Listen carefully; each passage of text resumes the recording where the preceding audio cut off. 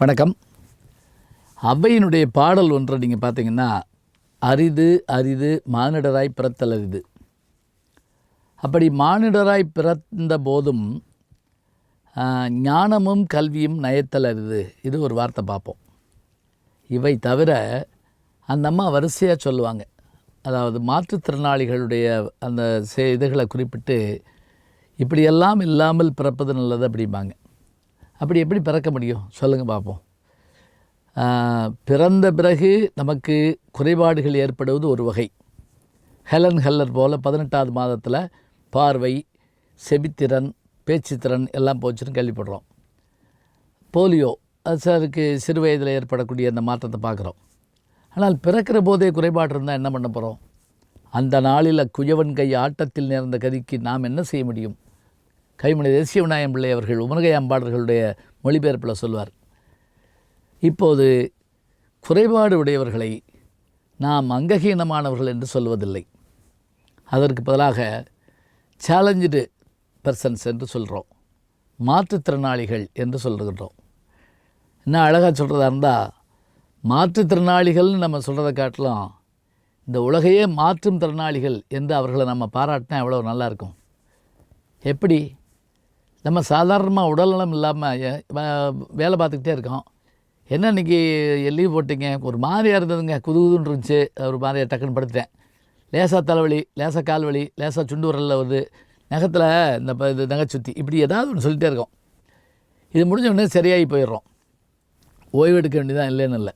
ஆனால் அங்கங்களில் குறைபாடு உடையவர்கள், அதாவது பார்வை, செவிப்புலன், பேச்சு, நடை, கைகால் இல்லாத தன்மை, இன்னும் சொல்வதாக இருந்தால் இந்த ஸ்பெஷல் சைல்டு என்று சொல்லக்கூடிய குழந்தைகள், இவர்களெல்லாம் இன்றைக்கு எப்படி வாழ்ந்து கொண்டிருக்கிறார்கள்?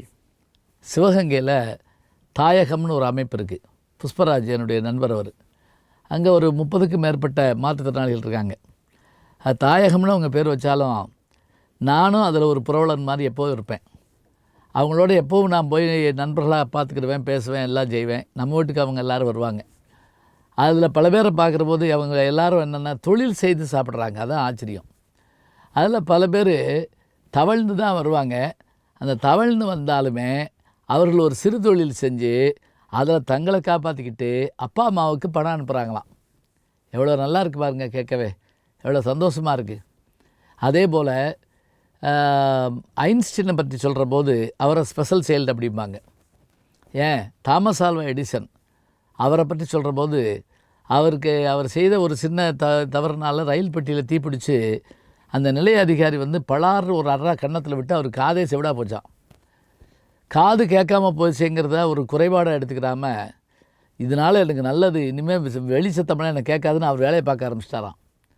உலகத்தில் 1500 புதிய கருவிகளை உருவாக்கி பேட்டன் ரைட் பெற்ற பெருமை யாருக்கு உண்டுன்னா தாமஸ் ஆல்வா எடிசனுக்கு தான் உண்டு. ஏன் இன்றைக்கி நீங்கள் நினச்சி பாருங்கள், உலகத்தினுடைய மிக பிரமாதமான விஞ்ஞானி, அதுவும் கருந்துகள் என்கின்ற ஒன்றை நமக்கு சொன்ன ஸ்டீஃபன் ஹாக்கிங்ஸ் அவரை பொறுத்த மட்டும் விழி மட்டும்தான் அசையும், வேறு ஒன்றும் செய்ய முடியாது. கழுத்து கீழே அவருடைய இது முழுவதும் மாறிப்போச்சு. ஏன் எளிமையாக சொல்கிறேனே, ஒரு குழந்தை பிறந்தபோது 2 கை இப்படி பின்னிக்கிட்டு 2 கால் பின்னிக்கிட்டு இருந்தது. அந்த குழந்தைய பிழைக்க வைக்க முடியாதுங்கிறாங்க மேல்நாட்டில். அந்த குழந்தைய அந்த தாய் என்ன பண்ணுறா, எடுத்துகிட்டு தினம் எண்ணெய் தடவி சரி பண்ணி கைகாலை சரி பண்ணி நடக்க வச்சு, இதில் அந்த குழந்தைக்கு கொஞ்சம் ஸ்டாமரிங், திக்குவாயும் உண்டு, ஒல்லியாக இருக்குமா அந்த குழந்தை. பள்ளிக்கூடத்துக்கு போயிட்டு எல்லாத்தையும் அடி வாங்கிட்டு வருமா. அப்புறம் அவங்க அம்மா என்ன பண்ணியிருக்காங்க, இந்த மாதிரி நீ இனிமேல் இப்படி அடி வாங்கக்கூடாது, ஜிம்முக்கு போ அப்படின்னு சின்ன பிள்ளையாருக்கு போய் சொல்லிவிட்டு அந்த குழந்தை உடம்பை சரி பண்ணி, ஆம்பளை பையன் சரி பண்ணி உடம்பை நல்லா வச்சுக்கிட்டு அதிகம் பள்ளிக்கூடத்துக்கு போக முடியல, படிக்க முடியல. பிறகு ஒரு மிருகாட்சாலில் கொஞ்ச நாள் வேலை பார்த்து டிவி நாடகங்கள் நடித்து திடீர்னு ஒரு நாள் ஹாலிவுட்டில் ஒரு சூப்பர் ஹீரோவாக மாறி போனார். அவருடைய சம்பளம் எவ்வளோன்னு கேட்டிங்கன்னா ஆச்சரியப்பட்டு போவீங்க. $100 கோடி. இத்தனைக்கும் அந்த ஸ்டாமரிங் உண்டு. அந்த ஸ்டாமரிங்கை வச்சுக்கிட்டே சாதிச்சு காட்டினார். அவர் யார் தெரியுங்களா? இத்தனை குறைபாடுகளை உடையவராக இருந்து அமெரிக்க இதையே மாற்றி காமிச்ச ராம்போ அப்படின்னு ஒரு படம் நீங்கள் கேள்விப்பட்டிருப்பீங்க. அந்த படத்தினுடைய ஹீரோவாக நடித்தார் சில்வஸ்டர் ஸ்டோலன். அவர் தான் இத்தனை குறைபாடுகள் உடையவராக இருந்து மாற்றி காமிச்சிருக்காருன்னா, இந்த உலகங்கிறது மாற்றுத்திறனாளிகளால் மாற்றி காட்ட முடியும் என்பதற்கு இவர்களெல்லாம் எடுத்துக்காட்டாக இருக்கிறார்கள். எத்தனையோ பீத்தோவான் என்கின்ற உலக புகழ்பெற்ற மொசார்ட் இசை அமைச்சு அவருக்கு காது கேட்காது அப்படிம்பாங்க. ஆனாலும் கூட அவர் தந்த இசை பலருடைய செவியை நிறைத்திருக்கிறது. அதனால் இரட்டைப்புலவர்கள், ஒருத்தருக்கு கால் இல்லை, ஒருத்தருக்கு கண்ணு தெரியாது. இந்த கண்ணு தெரியாத புலவர் தோளில் கால் இல்லாத புலவர் ஏறிக்கிட்டு 2 பேரும் உலகத்தையும் சுற்றி வந்தாங்க. அந்தக கவி வீரராக முதலியாருக்கு கண்ணு கிடையாது. ஆனால் அவர் பாடின பாட்டுக்கு இடில்லை, இணை இல்லை. ஆக மாற்றுத்திறனாளிகள் என்று யாரும் அவர்கள் தயங்கி இருக்கவில்லை, சாதனைகளை செய்து காட்டினார்கள். அந்த சாதனைகள் செய்வதற்கு அவர்கள் வாய்ப்பு தருவோம், அவர்களை நம்முடைய தோழர்களாக சகோதரர்களாக ஏற்றுக்கொள்வோம். இதுதான் நாம் அவர்களுக்கு செய்கின்ற பணி. ஜி ஞானசம்பந்தன் அப்படிங்கிற இந்த யூடியூப் சேனலில் சப்ஸ்கிரைப் பண்ணுங்கள், நண்பர்களையும் பண்ண சொல்லுங்கள்.